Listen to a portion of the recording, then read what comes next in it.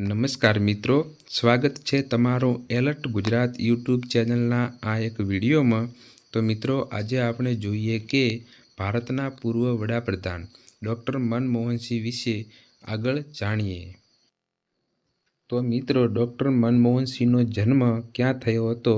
તો તેમનો જન્મ 26 સપ્ટેમ્બર 1932ના રોજ પાકિસ્તાનના હાલના પંજાબ પ્રાંતના એક ગામમાં થયો હતો અને મિત્રો તેમનું તાજેતરમાં એટલે કે 26 ડિસેમ્બર 2024ના રોજ 92 વર્ષની ઉંમરે નિધન થયેલ છે। તો મિત્રો આગળ જોઈએ તો તેમના પિતાનું નામ ગુરુમુખસિંહ કોહલી અને માતાનું નામ અમૃત કૌર અને તેમની પત્નીનું નામ ગુરુશરણ કૌર હતું। અને ડૉક્ટર મનમોહનસિંહ એ ભારતના 14મા વડાપ્રધાન રહી ચૂકેલ છે।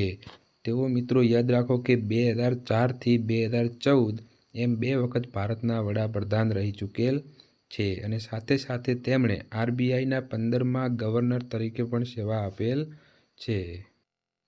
તો મિત્રો તેઓ પ્રથમ શીખ વડાપ્રધાન હતા અને ડૉક્ટર મનમોહનસિંહે 1991થી 1996 સુધી ભારતના નાણામંત્રી તરીકે સેવા આપેલ છે અને તેમણે આરબીઆઈના 15મા ગવર્નર તરીકે પણ સેવા આપેલ છે। અને મિત્રો ખાસ યાદ રાખો કે તેમની આત્મકથાનું નામ ચેન્જિંગ ઇન્ડિયા એટલે કે બદલાતું ભારત અને મિત્રો તેઓ આર્થિક ઉદારીકરણના જનક પણ હતા। તેઓ ભારતીય રાષ્ટ્રીય કોંગ્રેસ પક્ષ સાથે જોડાયેલ હતા। અને મિત્રો આગળ જોઈએ તો ખાસ યાદ રાખો કે ડૉક્ટર મનમોહનસિંહ એ ભારતીય રિઝર્વ બેંકના ગવર્નર બનનાર એકમાત્ર વડાપ્રધાન હતા અને તેઓ અસમમાંથી રાજ્યસભાના સભ્ય તરીકે પણ ચૂંટાઈ આવ્યા હતા। તેઓ રાજ્યસભાના વિરોધ પક્ષના નેતા તરીકે પણ રહેલ હતા।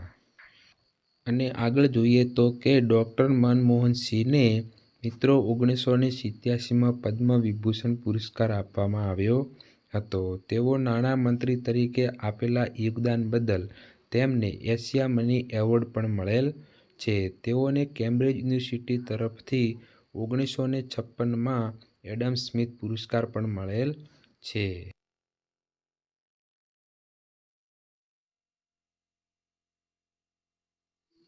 તો મિત્રો આ પ્રકારના વિડીયો જોવા માટે અમારી યુટ્યુબ ચેનલને સબસ્ક્રાઈબ કરો અને વિડીયોને લાઈક કરો।